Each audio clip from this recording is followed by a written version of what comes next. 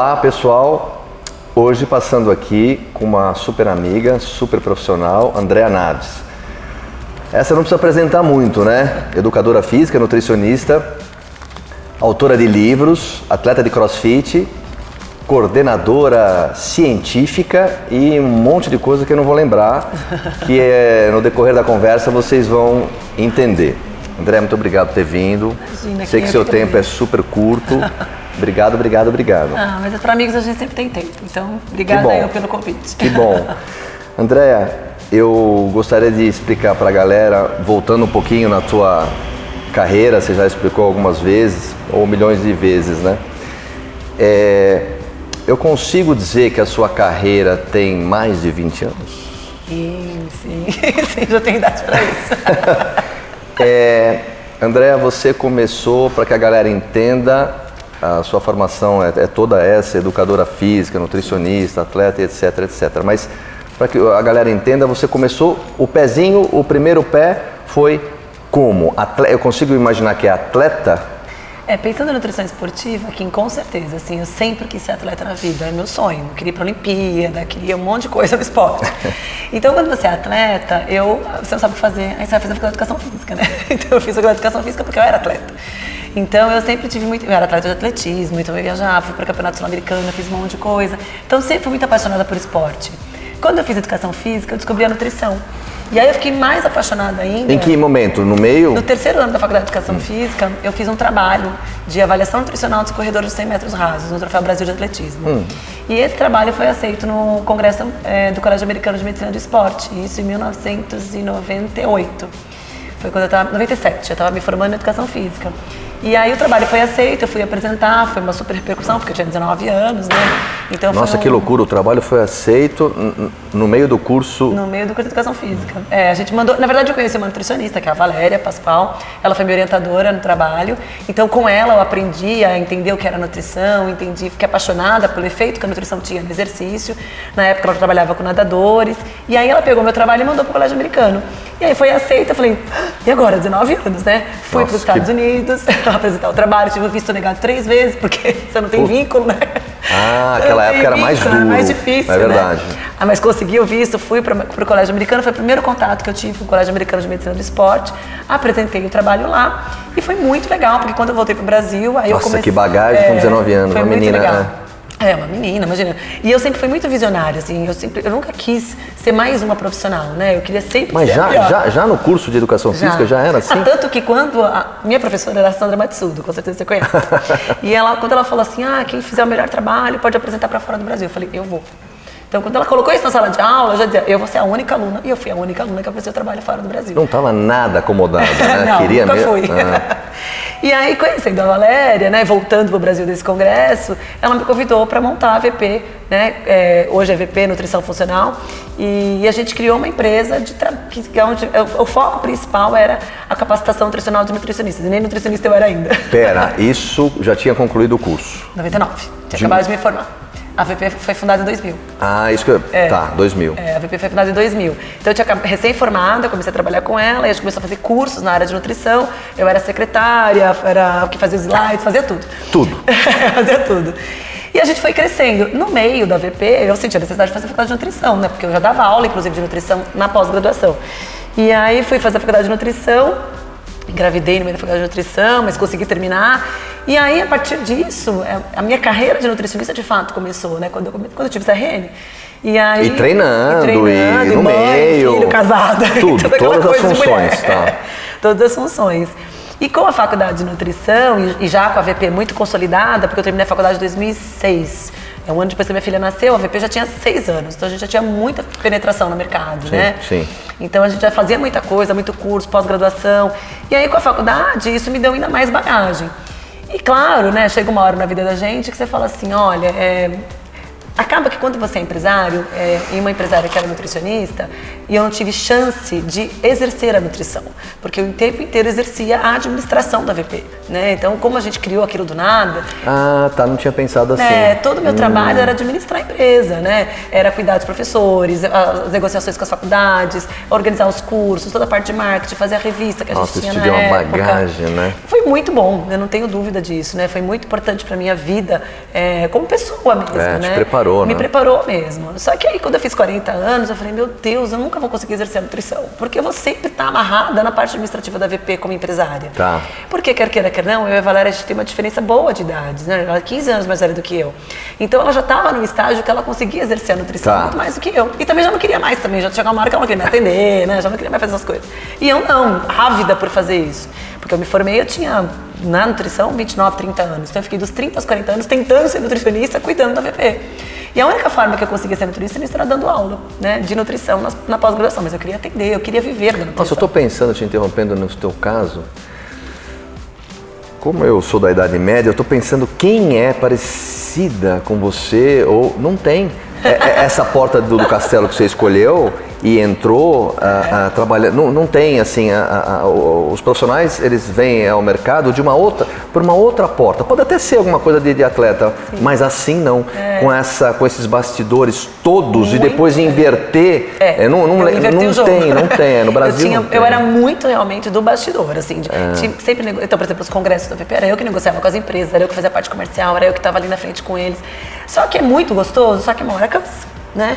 Aí com 40 anos eu falei, agora eu preciso, se eu viver mais 40, eu preciso viver uns mais 40 fazendo aquilo que realmente eu tinha vontade, que era ser uma nutricionista reconhecida. Deixa eu te confessar, quando você saiu, como eu sou do varejo, eu escutava assim, várias empresas, acabou.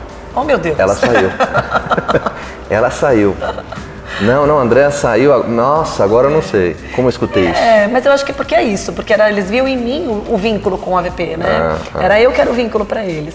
E aí, quando eu decidi vender minha parte para Valéria, foi muito traumático, foi muito difícil. Sempre porque a gente não tinha uma relação só profissional, a gente tem uma relação de amizade, de muito companheirismo, virou aquela bagunça, sabe? Todo mundo filtra na vida do outro, aquela coisa louca. Papagaio, periquito, tudo. Como é que fala? Madrinha. Tudo, uma zona. Então, foi muito difícil por isso, porque a gente ia desvincular a parte profissional e como é que ia ficar a parte da amizade, né? Então, foi muito sofrimento, foram 3 anos de sofrimento, mas a gente conseguiu passar por cima, porque eu acho que eu também deixei muito claro para ela que eu ia sair, a VP ia continuar e eu ia conseguir construir meu caminho. E ela ia conseguir tocar. Realmente terminou um ciclo. Você colocou as cartas na mesa. Terminou um ciclo. Foi o que aconteceu. Então aí eu resolvi focar em nutrição esportiva, que era o que eu sempre amava, era o meu sonho do passado. Que ficou encapsulado. É o meu sonho do passado, que ficou lá atrás, quando eu era atleta, que eu abri mão para poder fazer a VP crescer. Né? E ganhar dinheiro também, claro. A gente ganhou muito dinheiro, ganha muito dinheiro lá, né? Em pós-graduação e tudo mais. E aí eu falei, bom, agora eu preciso fazer aquilo que realmente preenche minha vida, que era a nutrição esportiva.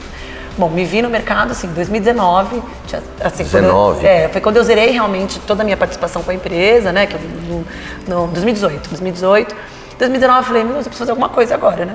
Aí eu criei a mentoria em nutrição esportiva, junto com a minha irmã, que me deu a ideia de fazer uma mentoria em nutrição esportiva para nutricionista, que eram grupos pequenos, de 20 nutricionistas no máximo, e a gente fez 4 turmas até antes da pandemia.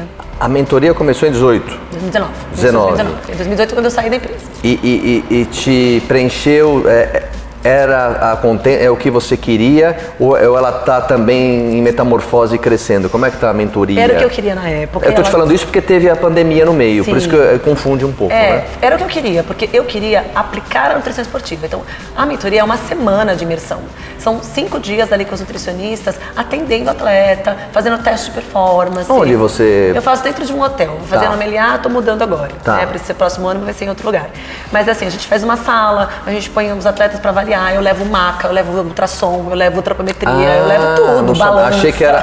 tá. Imersão mesmo. É imersão. Então começa às 8h30 para terminar. Com conteúdo técnico junto, elas vão treinar comigo, elas treinam junto comigo. Imagina que elas não querem, então. Porque eu tenho um box de CrossFit, né? Então eu levo as meninas para treinar comigo. Então é uma coisa muito da nutrição esportiva. Então para mim é minha menina dos olhos, é o que eu sempre quis fazer, né? Imagina. É um trabalho danado, mas é muito legal de fazer. Uma turma de quanto cada 20 turma? alunos. 20 alunos. E aí, em 2020, eu tinha uma programação de mais 4 turmas, parou tudo, né? Eu só vou retomar para o ano que vem agora, né? Eu tentei retomar para esse ano, mas foi muito confuso esse final de ano. Estou retomando para o ano que vem com a chancela do Colégio Americano de Medicina do Esporte, olha como a vida dá volta. Ah, é? Essa eu não sabia. O ano que vem eu consegui, junto com o Bruno, a chancela do American College, para realmente ter uma prova para as pessoas entrarem, para realmente nivelar isso dá um corpo, né? Que bacana. É muito legal, é muito legal. Então, assim, é engraçado que eu olho agora falando para você, a vida dá um ciclo, né? Eu comecei apresentando meu trabalho lá e hoje eu faço um evento que é chancelado por eles. Né? Então isso é muito... Parece que era... Acho que valeu a pena tudo que eu vivi nessa valeu. vida. Agora me fala aqui, olhando para a nutrição hoje, como você também já passou por tanta coisa, a nutrição, a evidência e a prática clínica. Queria te perguntar se esse momento, essa fotografia aérea hoje do mercado é muito diferente de 10 anos atrás. Você vê, que mudou pouca coisa e tal, ou não, virou de ponta cabeça? É diferente, Kim, porque antigamente a nutrição esportiva estava muito vinculado com o fisiculturismo.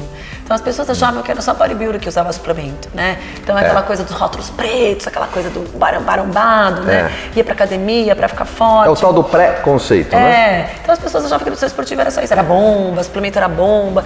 E graças a Deus, com a evolução da nutrição e da ciência, a gente foi vendo que a nutrição esportiva é muito mais do que isso, né? Até se tinha um pouco dessa coisa do corredor, do triatleta, mas ainda era muito tímido.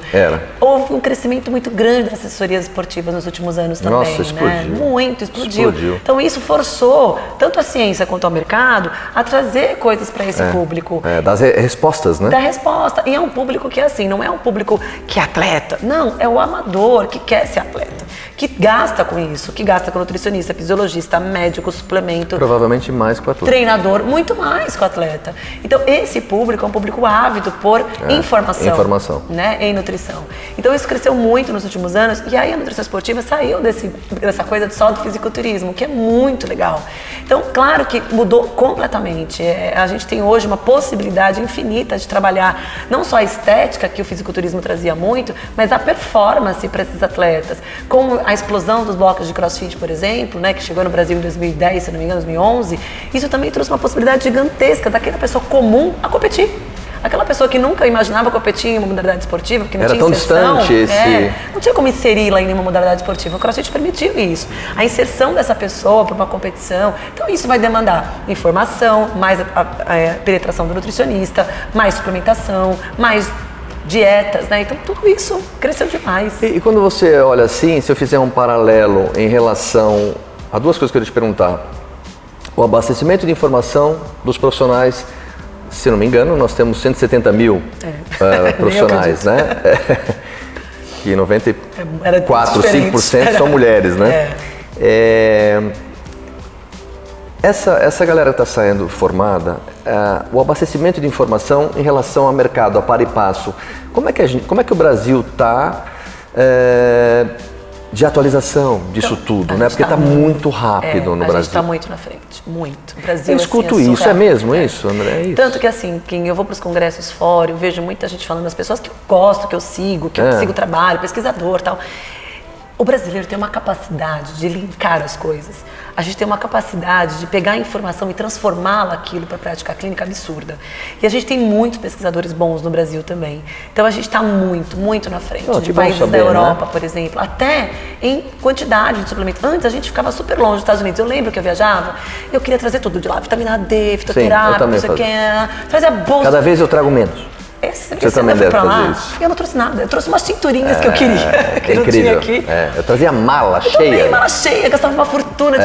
Hoje eu falei, pra quê? Tem tudo no Brasil. É verdade, é verdade. Então assim, pra você ver como a indústria, graças à indústria e à Anvisa, que permitiu a elaboração de novos produtos também, né? Então assim, a gente tem hoje uma possibilidade gigantesca de ter produtos como tem fora. Tem tudo a ver com o que você está falando, porque como eu estudo o mercado mais forte, claro, Estados Unidos, segundo a Austrália, terceiro Brasil. Em venda de suplementos. Então, olha como cresceu. Então está bem alinhado com o que você acabou de falar. Então a gente está muito na frente, a gente tem muita informação. O negócio é que eu acho que é assim, ó, na minha época a informação tinha, mas a gente tinha que correr atrás dela, tinha que ficar lá na Bireme, traduzindo revista, que saco. Hoje, na internet, se consegue as coisas muito rápido. Só que aí eu acho que tem um problema. Porque como é muito pulverizada essa informação, o profissional que está se formando agora, ele não consegue distinguir o que é uma boa informação de uma má informação. Então está tudo muito misturado. Então eu acho que cabe a nós, profissionais de saúde, que somos autoridades, clarear isso. Né? Trazer para essa pessoa que está se formando, que muitas vezes não tem a bagagem da faculdade ainda, porque a faculdade tem que ser generalista mesmo. A faculdade não especifica nada. Vai caçar o resto. Né? Então esse aluno que está se formando, ele precisa de profissionais cada vez mais clareando para ele o que é essa nutrição esportiva. Porque tem muita bobeira sendo falado por aí. Muita. Tem, né? Ave Maria.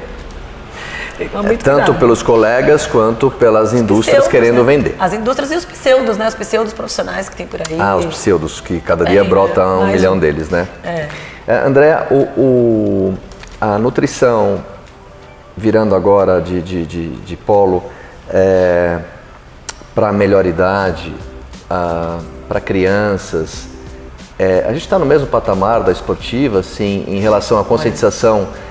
Por exemplo, na minha casa, ou em todas as casas, a gente pode imaginar assim, acho que os dados mostram que 54% da população brasileira já tem algum suplemento na mesa, né? Onde a esposa toma, a filha que pratica atividade física já não é mais também toma. Essa parte de saudabilidade e prevenção à doença para as pessoas, vamos chamar de que não praticam atividade física ou muito pouco, tá legal, também essa conscientização acho até porque aconteceu, né? Como ocorreu um crescimento da indústria de nutrição esportiva, as empresas de suplementos também perceberam que, claro, a nutrição esportiva é um nicho. Então elas tiveram que criar suplementos para aquela pessoa que não é atleta, que não é esportista.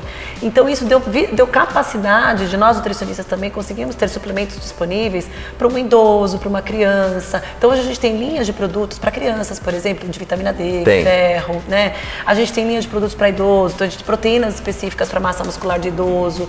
A gente tem muita coisa boa no mercado que atinge esse público também. Então, claro que isso também evoluiu junto, porque a indústria foi obrigada também a trazer para o mercado o suplemento para aquele que quer saúde e longevidade. Então, no teu olhar, o preconceito existe, claro, mas diminuiu muito. Muito. Hoje todo mundo quer tomar suplemento, né? O que é bom e o que é ruim. Tem dois lados. Pegando esse seu gancho, eu queria perguntar sobre essa sua certificação, que é muito curioso, muito forte. Mas eu queria perguntar isso, assim, saindo um pouco. Quando o paciente senta lá na tua frente e já vem com... Tô tomando isso. Você é tipo daquela profissional que vai, já passa o facão e fala, como é que você lida com todo mundo já sabendo um pouco de nutrição, que o amigo toma aquele negócio, ou a colega emagreceu por tal situação? Como é que... Eu tento mostrar, assim, eu não sou da que passa o facão, não. Assim, a minha conduta no consultório, é muito assim, eu tento potencializar de bom aquilo que o paciente já faz. Então, se eu vejo que ele tem uma necessidade de um determinado suplemento e ele já toma, vamos continuar tomando. É mais fácil ele ir pouco a pouco se adaptando. Exato, você não muda a vida do cara. Então, não adianta eu querer fazer uma revolução na vida da pessoa, se ela não está preparada para isso. Hábito. Vamos potencializar aquilo que ela faz de bom e tentar conscientizá-la de que ela pode fazer melhor algumas coisas. Então, eu sou muito desse contexto, assim. Eu tomo muito cuidado pelo radicalismo, de não inviabilizar aquilo que ele sabe, porque o paciente vem sim com informação e eu não posso ignorar que existe aí um mundo de informação que ele tem acesso. Então eu tento realmente potencializar aquilo que ele já faz de bom, né? E tentar mostrar para ele que, olha, isso aqui talvez você não precise tomar, vamos tentar mudar para um outro, né? Vamos comer desse jeito, né? Então assim, vai mostrando para ele pouco a pouco. Eu sempre falo que a suplementação é para todo mundo, mas todo mundo é para suplementação.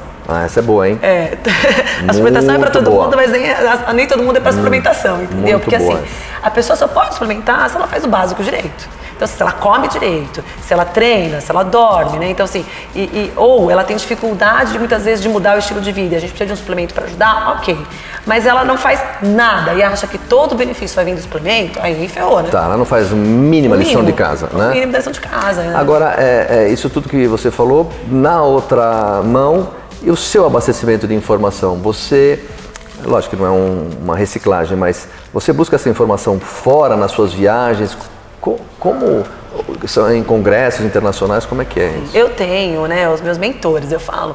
Então, assim, eu tenho aquelas pessoas que são pesquisadores, né? Muitas vezes não são práticos, né? Eles não têm a prática clínica, mas são pesquisadores que me abastecem de informação e para eu transformar isso aqui, né, para os meus alunos e transformar isso na minha prática clínica também, né? Então, hoje, por exemplo, a gente tem, inclusive com a certificação internacional de nutrição esportiva, eu tive o privilégio de ter muitos dos meus mentores dando aula na certificação, porque como a certificação ela é chancelada pelo Colégio Americano, que é o outro produto que eu tenho, né, que é uma certificação online e tudo mais, na certificação, os fellows, né, os fellowships, né, os membros do American College foram convidados para dar uma certificação e aceitaram. Então a gente tem Esker Jekandrup, Louise Burke, Graham Close, enfim, tem John Wally, milhões de pessoas, Scott Forbes, então vários pesquisadores que me abastecem de informação que hoje fazem parte da certificação que eu coordeno.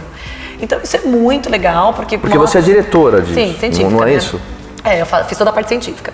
E junto com a HQ, a gente teve essa entrada de convidar os pesquisadores a fazerem essas aulas online pra gente, né? Então é uma certificação de quase 100 horas, que a gente tem pesquisadores nacionais, brasileiros e pesquisadores estrangeiros fazendo isso também. Então, eu, quando estou lá na American College, eu sou super tiete, né? Porque eu vou lá, tiro foto, falo, ai, que legal, obrigada pelo trabalho, obrigada pela parceria. Então, eu sou muito grata porque essas pessoas estão num projeto brasileiro, né? E não fazem ideia do quanto esse projeto brasileiro... Entendi, agora existe uma ponte ligando, não tem mais essa... como tinha antigamente. Graças à pandemia. Imagino que sim, acelerou. Acelerou muito. André, o que é o Instituto Australiano? O Instituto Australiano, ele, na verdade, ele é vinculado ao Comitê Olímpico Australiano e ele dita as regras em relação à nutrição esportiva, a doping na Austrália. Eles lançaram no último ano um manual, um documento, onde eles colocam o nível de evidência dos suplementos alimentares. E esse nível de evidência é de acordo com a performance esportiva e os estudos que eles divulgam lá. Uma das líderes, por exemplo, é a Louise Burke, que é a maior, eu falo que ela é a rockstar da nutrição, porque é a mulher com maior expressão mundial em nutrição esportiva. É ela, né? E ela coordena esse documento também, junto com outros pesquisadores, e lá você tem o grau de evidência A, o que de fato melhora a performance esportiva, grau de evidência B, o que precisa de um pouco mais de estudo, evidência C, não melhora. Mas isso tem um raio de validade no mundo todo. Ah, tem? No mundo todo. Tem essa força? Sim, tem essa força. Tem essa força. Claro que existe uma competição entre os institutos, né? Então você tem imagino. o Colégio Americano de Medicina do Esporte, por isso que eu queria o Instituto clarear. Americano de Nutrição Esportiva e o Instituto Australiano. Então cada um se acha bom na boca, né? Mas pra gente, o que importa é que eles estão falando a mesma coisa. Para mim, nutricionista, o que importa é que quando até bom que tem essa rixa. Né? Então, eles acabam todo mundo falando a mesma coisa, sabe? Acaba que todo mundo divulga um documento, só que o documento de um é melhor do que o outro, mas todo mundo fala a mesma coisa. E geralmente os pesquisadores acaba são validando, os mesmos. inclusive. Valida. Um valida o outro. E geralmente os pesquisadores são os mesmos que estão no American College, estão no Instituto. Tá. Então, assim, eles trazem as informações para o mercado no que diz respeito a pareceres técnicos sobre os suplementos nutricionais. E esse último do Instituto Australiano está muito bem feito, esse documento, muito bem feito. Que, inclusive, incluiu mais um suplemento. Saiu em 21, né? Saiu em 2021. Que incluiu o glicerol, que era um suplemento que era banido pela UADA, era banido pelo Comitê Olímpico Internacional, porque ele mascarava os efeitos dos esteroides anabólicos. Ele saiu da lista da UADA e entrou como suplemento de performance. Você sabe quando você era menina ainda? Sim. Eu vendia, na minha época de Twin Lab, o glicerol, que eu era representante da Twin Lab, o glicerol. Era um potinho, tipo com uma varetinha de óleo, assim, como se fosse uma vareta de óleo, glicerol fio. Então, hoje você tem pó, né? Hoje a gente tem já tem pó, tem pó na Austrália. E é um produto fantástico para endurance, porque ele aumenta o volume plasmático, retém água era vendido como um super hidratante, eu lembro a literatura dele. Então, para esportes que são realizados no calor, onde você não tem muito acesso à hidratação, ele é fantástico. A gente não tem no Brasil ainda, estou esperando alguém criar. Já. Eu ia te perguntar também, nesses institutos, nessas associações, eu sou muito curioso em saber, você que está sempre dentro desses esportes super fortes, né, que depletam muito, como é visto, ou no CrossFit, ou com um paciente à sua frente, como a profissional encara essa história do doping? Porque eu acho que é inevitável não falar sobre isso, né? Na nossa esportiva não tem como não falar. Né? O outro cuidado que eu tenho com os meus pacientes é assim, os que passam por teste de doping, se eles escolhem utilizar alguma substância que é proibida, que eles tenham a orientação de um médico que possa ajudá-los, né, a utilizar a substância e que depois, enfim, ele não seja pego. É uma escolha, eu não posso... Enquanto profissional de saúde, eu sou nutricionista. Fechar a porta para ele, porque ele sai usa daqui. doping, entendeu? Então, assim, o que eu posso fazer enquanto nutricionista é conscientizá-lo de que uma boa alimentação e de que talvez ele necessite mais de protetores hepáticos nutricionais, que ele necessite mais de proteína, que ele necessite de mais carboidrato, pelo simples fato de utilizar uma substância proibida. Então, quando eu penso em atleta de alta performance, o cuidado é redobrado, porque ele vai perder, muitas vezes, 2, 3, 4 anos de treino, de competição, por uma substância que foi proibida. Sim. Né? Então, assim, e é claro que é totalmente contra os princípios do esporte, da lealdade, da competitividade, mas existe, está aí, e a gente não pode fechar os olhos para isso. Esse atleta, ele se preocupa mais. Agora, a minha preocupação é com o amador, que cada vez vem usando de forma muito indiscriminada. Eu diria que muito mais que a classe, o bico da pirâmide. Muito mais, porque eles não passam por teste antidoping. E existe hoje existe uma coisa no treino esportivo aqui que é assim, eu quero ser famoso como atleta, eu quero me mostrar nas redes sociais como atleta. Até separei uma pergunta aqui que é mais ou menos dentro disso. Eu quero me mostrar como atleta forte, que treina, eu quero vender essa imagem de uma pessoa que vem de saúde. Então, trincado, rasgado, ou que faz um Ironman, ou que fez uma prova, se classificou para o Mundial, sei lá onde do quê. Então, é o pseudo-atleta, que é um atleta amador, que quer se vender como atleta para as mídias sociais. Essa galera não existia. Isso é novo, né? Isso tem uns 10 anos para cá, talvez. Só qual é o problema? Para você se criar, ser atleta, você demanda tempo, precisa treino. É um sacerdócio. É um sacerdócio, é um absurdo. Só que as pessoas não têm tempo. Não tem tempo para perder. Tá. Né? Então, assim, elas querem se tornar atletas muito rápido. Por decreto. Claro. Tá. Então, assim, quer se tornar atleta muito rápido e acabam optando pelo caminho mais fácil, mais curto, né? Que é o uso das drogas que a gente tem aí no mercado de forma muito indiscriminada. E eu tenho visto coisas horrorosas, porque é para a saúde, a minha preocupação é com a saúde da pessoa. Né? Não é só com a questão... Existem drogas que fazem sentido ser utilizadas, outras sem nenhum sentido, uma mistureba de coisas, sabe? Assim, junto com suplementação manipulada, uma bagunça de coisa que se faz, que o profissional é irresponsável com a saúde daquele de quem ele está atendendo. Então, isso me preocupa muito, muito. Mais do que o atleta de alta performance, porque esse tem consciência que se for pego no doping, vai perder a carreira. Esse amador que não passa por teste antidoping está muito com risco grande de saúde. Agora, também não cabe a mim falar para ele... É difícil para o profissional, né? Ali na... Não cabe a mim falar para ele, olha, não toma. É a escolha dele. Mas eu tento, com a nutrição, minimizar o máximo que eu posso os efeitos colaterais que existem, se for possível. Agora, eu quero colocar com toda essa sua bagagem de atendimento, de aula, de organização, de liderança nessa diretoria, é realmente muita coisa. Queria te perguntar uma coisa delicada. Nesse tempo todo de mercado, você sendo lá atrás, tá? Tô voltando um pouquinho. Você sendo uma mulher latina, dentro de um ambiente... eu diria que o Brasil é machista, né? Latina, mulher, negra, você acha... Acho que você não acha, né? Você deve ter certeza, mas o que você diria para essas mulheres que estão lá do outro lado, que te admiram e muito, o que você passou e o que você aconselha para essa pessoa que acaba sendo tamponada por esse mundo tão masculino, inclusive preconceito da própria colega, né? Porque você pode ser menos ou tal. Até internacionalmente, se você sentiu isso. Sim. Fora o Brasil. É assim, Kim, a gente vive um machismo estrutural e um racismo estrutural, né? Então eu sou minoria em várias questões. Eu sou minoria porque eu sou mulher, eu sou minoria porque eu sou negra e eu sou minoria porque a gente está num mundo onde a mulher ela não pode ter ascensão profissional, né? A gente vinha de uma época que a mulher ela tinha que estar em casa cuidando do marido e dos filhos. Então a gente rompeu essa barreira, graças a Deus, nos últimos anos. Mas de fato, né, o preconceito existe. E no meio da nutrição esportiva, que é muito grande. Eu não vou te dizer, assim, eu tenho ótimos amigos, homens, colegas homens, profissionais que trabalham comigo, sempre me respeitaram muito, inclusive na VP, eu era coordenadora da pós-graduação em nutrição esportiva e a maior parte dos professores eram homens e eles sempre me respeitaram demais. Mas o que eu sinto muitas vezes, Kim, no dia a dia, é assim, é aquela tiradinha de sarro, aquela coisa menosprezada, bem pontual, bem assim, sabe? Mas Andréa Naves, com esse assim. nome hipertrofiado, até a tampa que você tem, ainda sente? Sim. Imagino as outras. Sim, porque o meio da notícia esportiva é muito machista, são muito mais homens, né?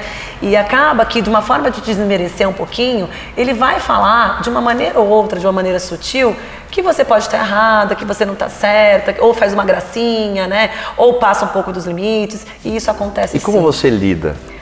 Hoje em dia, que faz de conta que eu não estou escutando, que eu não vi, sabe? Assim, hoje em dia eu não grito. Vai fluida, vai indo embora, que é o teu caso, você foi embora. Então, porque assim, eu tô tão feliz com o meu caminho, eu sei tanto aonde eu quero chegar, que eu não me preocupo mais com as pessoas não, que não querem, sabe, o meu bem, ou que, enfim, não... Acaba que, por exemplo, eu fui para fora uma vez, fui para um congresso fora, você perguntou internacional, né? Para entender. E um pesquisador super high-tech, que inclusive eu admiro muito o trabalho dele. Eu cheguei para contar um pouco da minha história, fui para um dia de congresso na Holanda, fim do mundo, né? Fiquei lá conversando, fui para contar minha história, para explicar um pouco do meu jeito, do que eu fazia no Brasil, levei meu livro, quis pegar o livro dele para fotografar, tal, não sei o quê. Ele mal olhou na minha cara, né? Mal me deu atenção. Talvez por tudo isso que você acabou de comentar. Sim, então eu fiquei pensando, bom, mulher, né, brasileira, que tem um super preconceito forte, mas na Europa, né? Um homem europeu. Sim. Então, brasileira, mulher, negra. Que essa menina faz tudo isso? Não faz nada, imagina, no Brasil ainda. Brasil tem indústria esportiva? Não tem.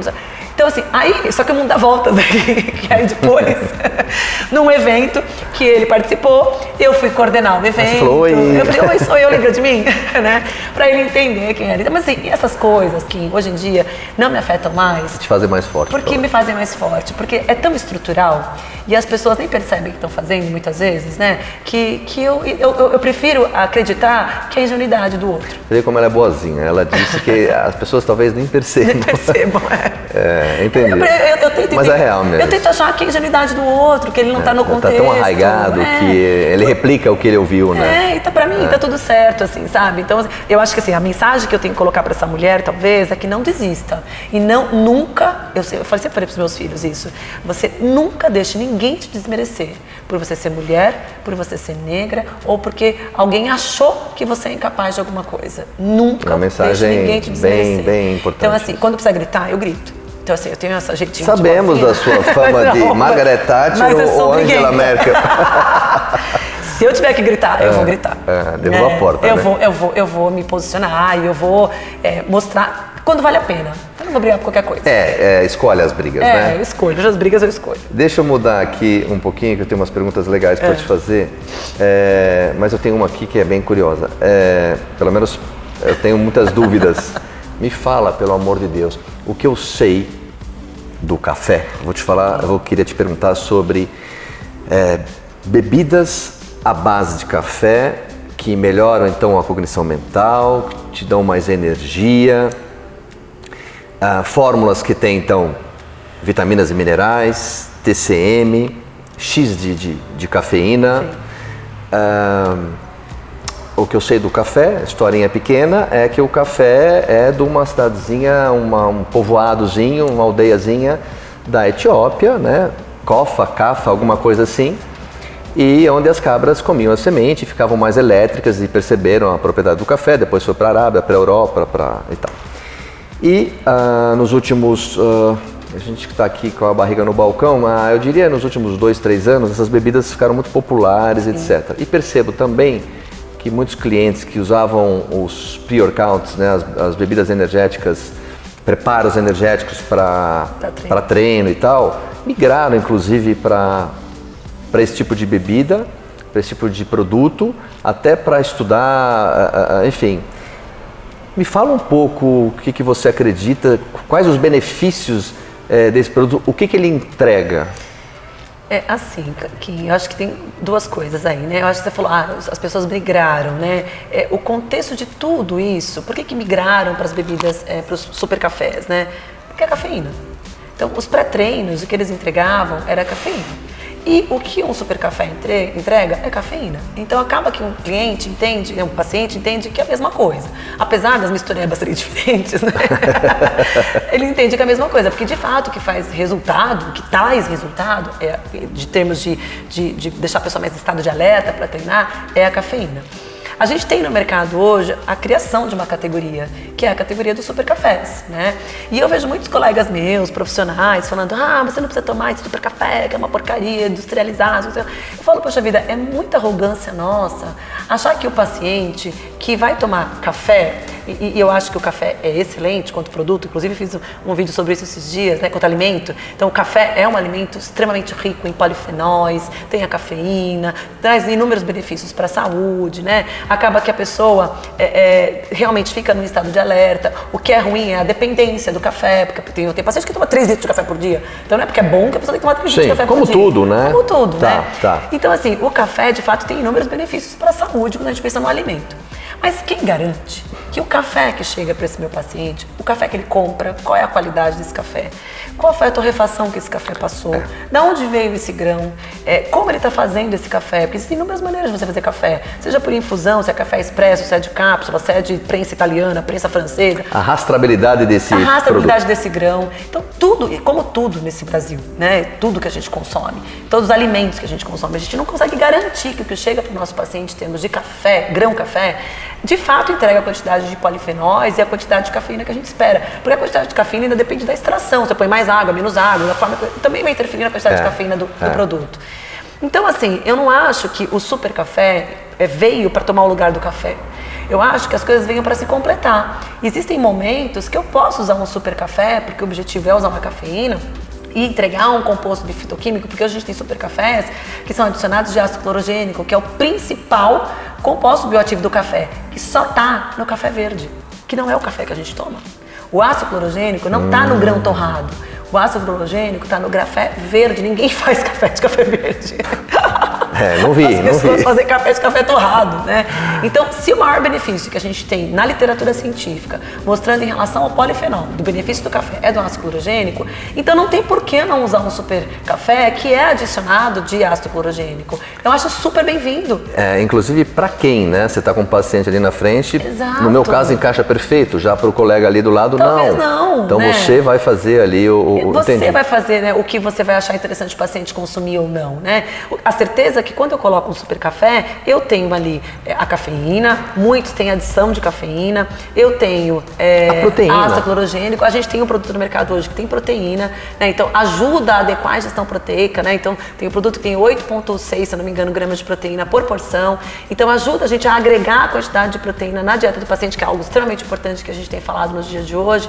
Então assim, existem possibilidades. Eu acho muita arrogância do profissional quando ele fala, não serve pra nada, né? E fala que no super café... É interessante esse seu olhar, né? Ele serve sim, analisando o todo, para quem, de que maneira, qual é a ingesta proteica desse indivíduo ao longo do dia via alimento. Agora, por exemplo, eu tenho uma paciente que é fazendeira de café. Acho que eu vou dar super café pra ela. Meu Deus do céu, ela tem o melhor grão. Ela colhe, ela me levou esses dias os grãos. Não, mas aí. Ela me levou os grãos. Né? Eu queria que eu torrasse, né? Fizesse ali na hora. Vai moendo aí que eu já volto. E aí, claro, o sabor é diferente, é frutado. Mas é outro olhar. Então ela tem o café gourmetizado, tem gente que tem dinheiro pra comprar, porque a maior parte do café no Brasil é exportado. A gente fica com o melhor café. André, o IMC acima de 40 é um problema, né? Sim. Agora, você me corrige. Que eu saiba, esse IMC foi criado nos Estados Unidos por uma empresa de seguro na década de 20, acho, 30. Sim. E eu sou muito confrontado aí com colegas e... Pô, mas vai vir pelo IMC e tal, precisa ver a composição, não é bem assim e tal.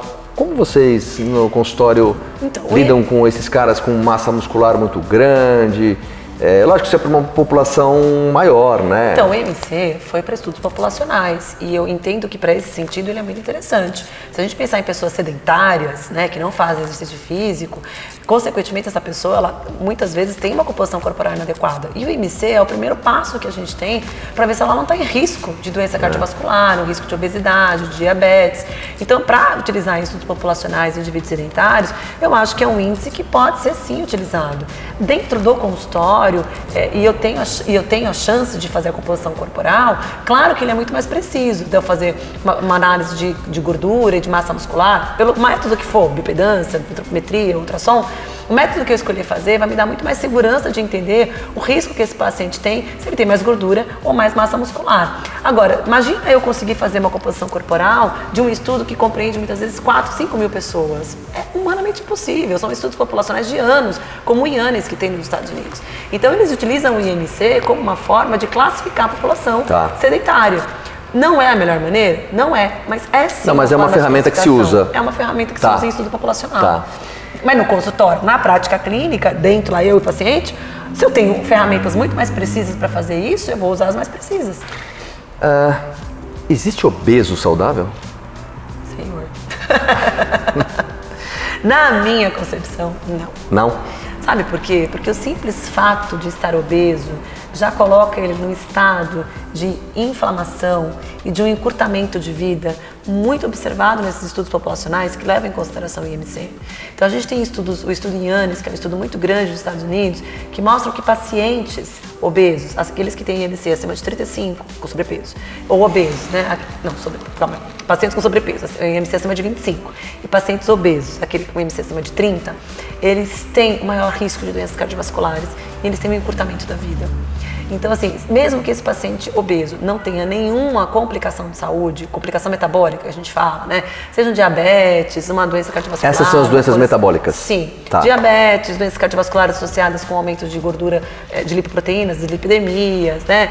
Mesmo hipertensão, mesmo que esse paciente não apresente esses desequilíbrios, ao longo do tempo, ele pode ter um problema de saúde. Isso é certo. Especialmente no processo de envelhecimento.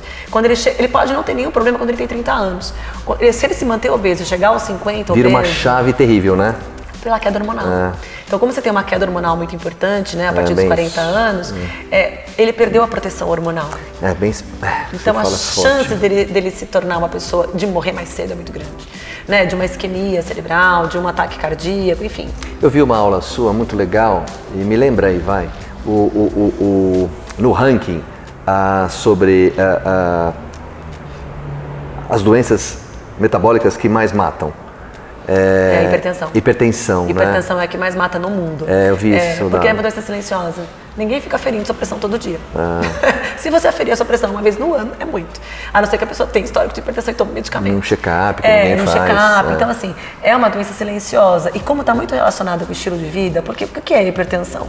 É o aumento da pressão arterial desencadeada por falta de sono, excesso no consumo de sódio, excesso no consumo de gordura, falta no consumo de frutas e verduras e falta de atividade física. Maus hábitos. Agora, professora... Lipodistrofia ginoide, famosa celulite. E aí? Tá que nem a calvície, não tem cura? A lipodistrofia, a celulite nada mais é do que um desarranjo, né, das fibras de colágeno do tecido, né, da nossa pele. Esse desarranjo das fibras de colágeno faz uma quebra dessas proteínas que estão ali, que a gente chama de glicosaminoglicanas, e essas proteínas quebradinhas acabam deixando esse tecido menos hidratado e formando aquele aspecto de casca de laranja. É evitável, né? É evitável. Mas tem que vir lá de trás. Com os bons hábitos que a gente está conversando aqui, né? Hoje a gente vê meninas muito jovens, com 17, 18, 20 anos, cheias de celulite, porque não faz exercício, porque consome muito açúcar, porque fuma, porque não dorme direito, bebe muito álcool. Infelizmente, eu tenho filho adolescente, né? Então eles estão bebendo absurdamente, né? Muito, eles bebem muito. Graças a Deus minha filha não tem o hábito, mas os amigos ao redor têm um hábito. Tudo é regado a bebida. Tudo é regado a bebida. É verdade. Então isso acaba realmente com a saúde deles em pouco tempo. Então é evitável. É tratável? É evitável, acho que falou bem. Mas acho difícil. Gordura dentro e fora do músculo. Né? Músculo, sim. Gordura. Como expulsá-las? Então, a gordura dentro do músculo é a mais fácil de ser queimada. Aquela que estão entre as fibras, entre as fibras musculares. Por quê? Porque quando um indivíduo sedentário... Então, assim, tanto o indivíduo sedentário quanto o indivíduo atleta, ele tem mais gordura no músculo. Só que o atleta mobiliza mais do que o indivíduo sedentário. Então, o mais rápido de ser queimado, oxidado, é a gordura que está no músculo esquelético. O quanto mais eficiente vai ser esse indivíduo é quanto mais treinado ele for. Quanto mais eu treinar, mais eu mobilizo a gordura do músculo. Quanto menos eu treinar, mais eu acumulo gordura no músculo e não mobilizo. Tá? Aí o que acontece? A gordura do tecido adiposo, do adipócito, é a mais difícil de ser mobilizada. Por quê? Porque eu preciso de um mecanismo, uma engenhoca muito complexa para tirar a gordura do tecido adiposo, mandar... Então eu preciso da expressão de hormônio, que vai lá, ativa uma enzima, quebra a gordura do tecido adiposo, manda, que é o triglicerídeo, manda para a circulação na forma de ácido graxo, vai para a circulação, se incorpora nos quilomicros, vai para o fígado, forma as lipoproteínas, ou então vai para o músculo para ser oxidado. Então é muito engenhoca e qualquer problema nesse meio de caminho, o músculo não acaba não oxidando essa gordura do tecido adiposo. Por isso que não é tão fácil emagrecer. Emagrecer está associado a um processo de restrição calórica, ao uso muitas vezes... O corpo quer guardar, Ele né? quer guardar, sempre. É instinto de sobrevivência, né? Sempre. Então assim, para emagrecer, eu preciso ter uma restrição energética que faça com que eu não estoque mais. Porque o corpo sempre vai tentar estocar. E o exercício vai mobilizar primeiro que está no músculo. André, antes de você ir embora, não posso deixar ela embora sem perguntar o seguinte, que é bem você mesmo, eu queria saber. Como que é, na tua cabeça, essa homem e mulher, tá?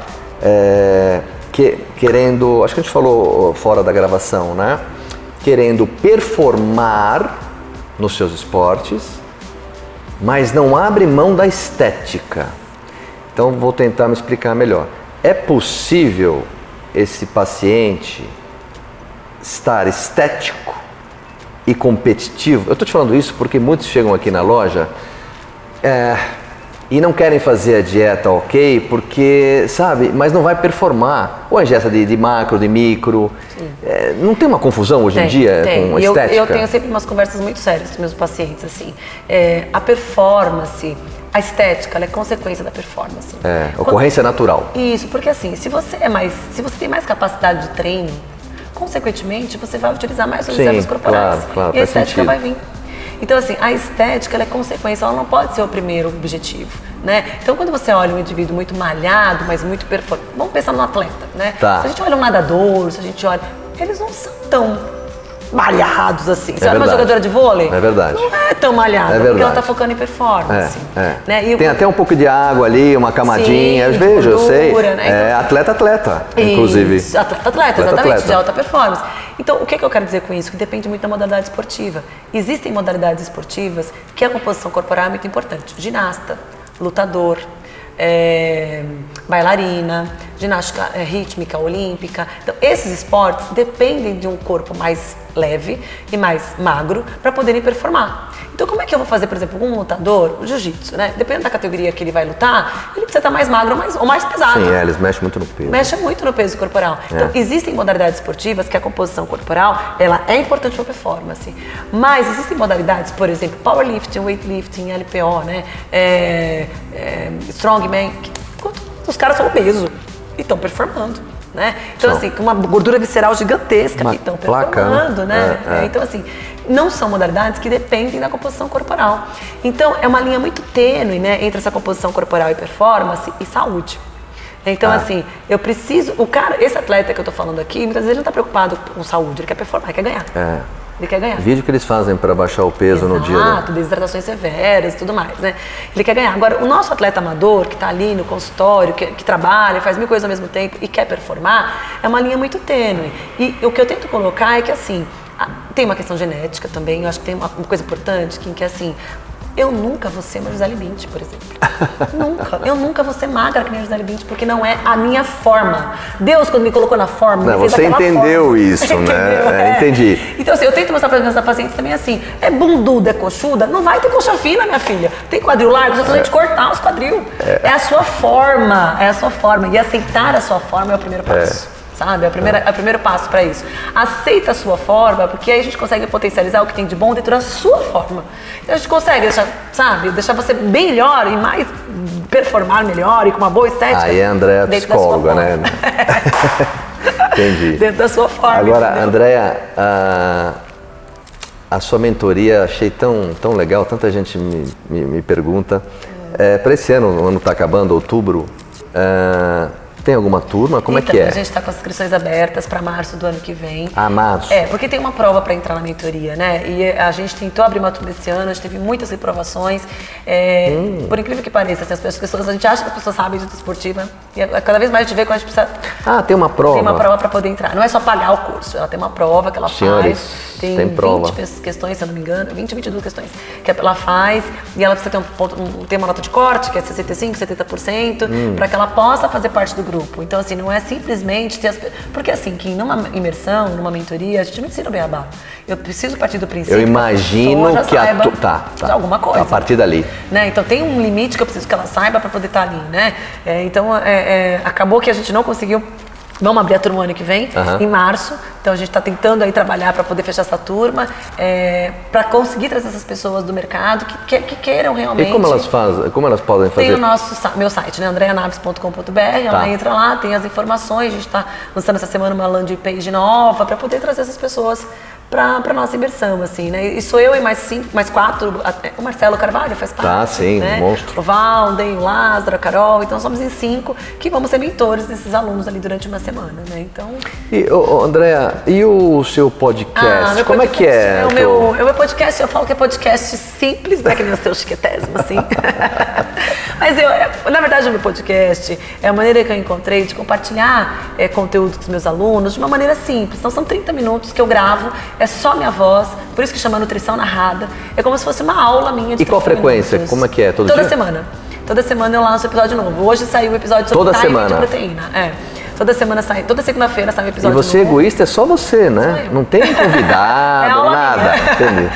Porque é mais fácil também, né? Tô brincando. É aula minha. E quando é vídeo, você tem que se arrumar, fazer... E eu não sou nada, tem né? Essa aí, maquiagem, um monte de coisa. Então, quando às vezes eu tô super na correria, para meia horinha ali, gravo meu podcast, já tá lá. Então, porque pra mim o que importa é a pessoa receber o conteúdo, né? Então ela recebeu o conteúdo ali, eu já tô no 47º episódio. Nossa. Vai fazer um ano agora, né? Eu comecei ano passado, vai fazer um ano.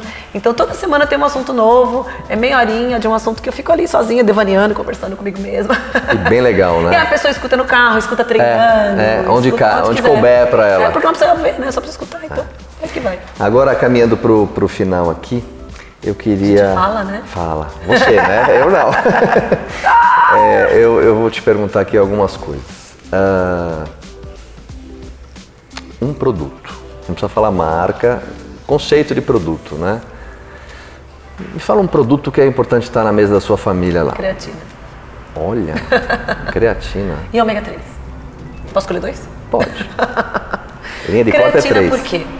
Porque talvez seja um dos suplementos mais estudados junto com cafeína para esporte. Que coisa, né? Realmente. Mas a creatina tem muito efeito na saúde.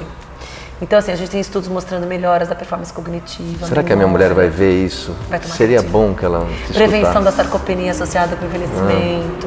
Então, a gente tem muito estudo com creatina na saúde, na doença inflamatória intestinal, mal de Alzheimer. Então, assim, é um suplemento que não é só no esporte, é na vida das pessoas. Aliás, eu escutei você falar numa aula esses dias, puta, eu esqueci. Você falou um negócio, eu falei, não, será que serve pra isso? Nossa, você falou um negócio da creatina. Intestino? Não, você falou um negócio que eu nunca tinha ouvido, da creatina. Já eu lembro, os que você falou que era aplicado. Diabetes? Não. Diabetes, intestino, Alzheimer. Incrível que você falou, eu não sabia. Nas mulheres que amamentam, na lactação, na gestação, você tem segurança Que pra coisa, uso. né? Que produtão, né? É maravilhoso. Então eu sou muito fã de creatina. E ômega 3 por quê? Porque as pessoas não comem peixe. E a gente só consegue ômega 3 através do peixe. E o ômega 3 tem muito benefício para a saúde, porque é um super anti-inflamatório. Então, como a creatina atua da cabeça aos pés. Fora que as pessoas estão inflamadas até a tampa. Muito inflamadas. Né? Então, assim, o cérebro, a maior quantidade de composto do cérebro é de gordura. Então, a gente tem o ômega 3 importante para a função cerebral, ômega 3 importante para a prevenção de sarcopenia, ômega 3 na obesidade, no diabetes, doença cardiovascular, na hipertensão. Se você quiser, a gente tem ômega 3. E as pessoas não comem peixe. Então, a única forma da gente ter ômega 3 na dieta é comendo peixe. Imagina em São Paulo, quem come 2 porções, 3 porções de peixe por dia? Não come. Então, pra mim, ômega 3 é essencial de suplementar. Ômega 3 e creatina. Perguntei só um produto, ela deu uma aula. Bom, beleza. Um atleta. O que eu uso? Não, um atleta agora. Um atleta? Quer que eu diga um atleta? Não, se você falar o que você usa, a gente não vai acabar hoje. Olha, um atleta. Pode ser do teu esporte, pode ser lá de trás, do passado. Pode ser quem que você quiser. Mas eu preciso saber, a galera precisa saber. A Jack Joyner, ela foi a maior heptatleta do mundo. Nossa, até isso ela é toda... É mesmo? Ela é uma americana. E foi a minha inspiração pro esporte, eu queria ser que nem ela, coitadinha de mim, né? Ela fazia heptatlo, que era a prova que eu fazia no atletismo. São 7 provas combinadas. Tá. E ela era um fenômeno na época, nunca ninguém até hoje bateu o recorde dela. Então, assim, ela pra mim é mulher. Americana? Mulher, negra, americana. Ah, vou pesquisar, então. Ela é Jack Joyner Kersey. Ela é maravilhosa, não tem só rede social, não tem nada. Ela tem uma instituição hoje nos Estados Unidos para incentivar mulheres e crianças a fazer atletismo. Ela é fenomenal. Que bacana esse seu jeito de... Legal. Um ídolo. Nossa, que difícil. Não. Calma, você tem tempo. Um ídolo. Poderia ter sido essa última, mas estou separando. No esporte, na vida. Nossa, Kim, eu vou ser injusta se eu falar uma única pessoa. Não, assim, você tem 3. Linha de corte é 3. Meu Deus, 3 pessoas? 3. Eu acho que eu vou começar pela minha mãe, né? Sempre. Ou vou mudar um pouquinho para te ajudar. Pessoas que você precisa falar dessas pessoas na sua vida. Acho que eu piorei, né? Não, assim, melhorou. Porque assim, por exemplo, não tem como eu não falar da Valéria, né? Ela me abriu a porta para a nutrição. Eu sou extremamente grata por tudo que ela me fez na vida, né? Então, assim, se hoje eu tenho essa visibilidade, se eu pude construir um nome no mercado de nutrição, foi graças à oportunidade que ela deu para aquela menina de 19 anos, sabe? Que ela viu que tinha potencial e viu que tinha condições de crescer. Ela me deu a oportunidade e eu aproveitei essa oportunidade com unhas e dentes e fiz o meu caminho. Bonito. Então, assim, eu sou muito grata a ela, eu não posso nunca, em nenhuma entrevista que eu dou, eu falo, em nenhum lugar que eu vou, eu nunca deixo de falar dela, porque a gente seguiu caminhos diferentes, ela tem uma outra visão hoje em relação ao mercado, à nutrição e tudo mais, mas isso, nunca vai anular tudo que ela me proporcionou e o que ela me permitiu fazer. Você soube aproveitar muito bem. Ela, muito cerebral, percebeu naquela menina de 19 anos uma mitocôndria que andava, acho que sim. Né? Eu sou muito intensa, e né? tudo deu certo, tudo que eu né? faço. E hoje mais madura você consegue olhar para trás e falar, pô, aqui, que legal, e fazer esse agradecimento. Muito, eu sou muito grata às oportunidades que ela me deu, assim. Eu sou quem eu sou hoje graças à oportunidade de ter tido a VP junto com ela. E soube aproveitar. E saber aproveitar. Eu acho que, assim, a gratidão claro, né? A gratidão, ela é uma maneira da gente reconhecer que tudo, mesmo as coisas ruins que a gente viveu, valeram a pena. Né? Que fizeram e comporam quem eu sou hoje. Então... Até as ruins, sabendo aproveitar o ensinamento da ruim, né? Sim. Segunda pessoa, então, na categoria 3. E aí, é claro, não posso deixar de falar da minha mãe, que eu ia falar, né? Claro. Porque a minha mãe, ela sempre foi muito guerreirona, assim. Isso veio dela? Aí eu ia te perguntar. Então, a minha mãe, ela casou com 19 anos. E ela não teve condições de estudar e de ser uma pessoa que foi para o mercado trabalhar. Quando ela fez 45 anos, que é exatamente a idade que eu tenho hoje, ela decidiu que ela queria sair para o mercado de trabalho, porque ela sempre viveu ali cuidando da gente, de mim, dos meus irmãos e do meu pai. E com 45 anos, eu ajudei ela a se formar em técnica de enfermagem. E ela trabalha até hoje, ela tem 65 anos. Nova também. E trabalha até... Nova, também teve 19 anos, né? Trabalha até hoje e ela conseguiu, depois dos 45 anos, ter o dinheiro dela, sabe? Ter a identidade dela, conseguiu se reconhecer como alguém que não era só mãe e nem mulher. Então eu acho que ela, para mim, é uma inspiração de que não tem idade para você começar. Né? Você pode começar quando você quiser. E se você tiver força de vontade para isso, e ela sempre, acho que por conta dela sempre não ter conseguido fazer isso quando era jovem, ela sempre colocou esse input em mim, na minha irmã. Eu tenho uma irmã mais nova, né? De que a gente tinha que ser mulheres desbravadoras, que a gente não podia ficar às custas de ninguém, que a gente tinha que trabalhar. Isso é que você ouvia, né? Sim, esse era o mantra. Foi ficando, né? Era um mantra. Tá. Aquilo foi ficando, mesmo ela não conseguindo. Olha que interessante, ela não conseguiu. Mas passou o bastão para você. Mas passou o bastão pra gente. E com certeza você deve replicar isso para minha filha. Com certeza. Vezes 2. Vai saber o que vai sair lá na ponta daqui uns anos, aguardem. Pior que ele vai ser psicóloga, pense. É verdade, você tinha falado. Vai fazer psicologia, então imagina que não vai ser. E o terceiro? Eu sei que tem mais, mas... Vamos lá, né? E o terceiro nessa jornada aí... Essa jornada da vida. Esses últimos 25 anos, vai. Então, eu preciso te dizer que se não fosse o meu marido também ali do meu lado, eu também não conseguiria fazer as coisas que eu fiz. Porque assim, quando você é jovem, né, eu tinha 28 anos, 29 anos quando eu me formei em nutrição, né, e que comecei a viajar feito louca, eu tinha uma filha de 1 ano e ele ficava com ela em casa para eu viajar. Nossa. Né? Então ele nunca foi aquele pai que achava que só a mãe tinha que cuidar. Depois eu tive um filho com 32 e ele continuava com meus filhos pequenos em casa para eu poder viajar, para eu colher o meu sonho, que era ser uma profissional reconhecida pelo meu conhecimento. Então eu viajei muito nessa vida, muito, mas muito, para tudo quanto é lugar desse Brasil dando aula, fazia aula em semanas de nutrição, fazia aula em curso de pós-graduação. Numa fase dos filhos que pequenos, normalmente a mãe está ali com a asa. Com a asa. E eu falava para meus filhos, eu falava assim, eu não estou abandonando vocês, eu estou indo atrás dos meus sonhos.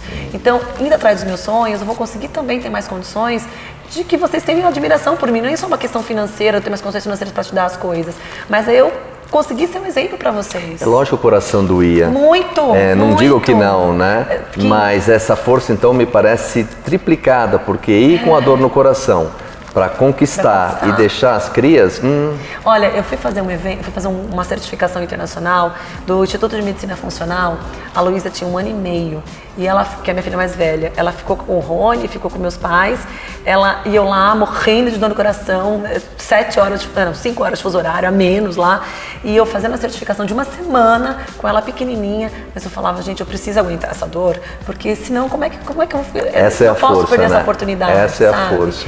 Então assim, com os meus isso. filhos muito pequenos, ele sempre esteve com os meus filhos, muito presente, mesmo eu estando muito fora. Eu fui muito ausente em muitos momentos. Os filhos estão com qual idade? Eu tenho uma de 17 e um de 13. De 13? 13 anos, uma menina de 13, terrorista. Só não ter filho homem, né? Bem queira. 2 meninas. Ah, muito melhor. Andréa, muito obrigado pelo seu tempo. Obrigada. O papo foi muito gostoso, você realmente é muito melhor do que eu imaginava. Imagina. Obrigado, pessoal. Até a próxima. Se inscrevam no canal e curtam lá. Obrigada. Obrigado, Andréa. Obrigada, querido.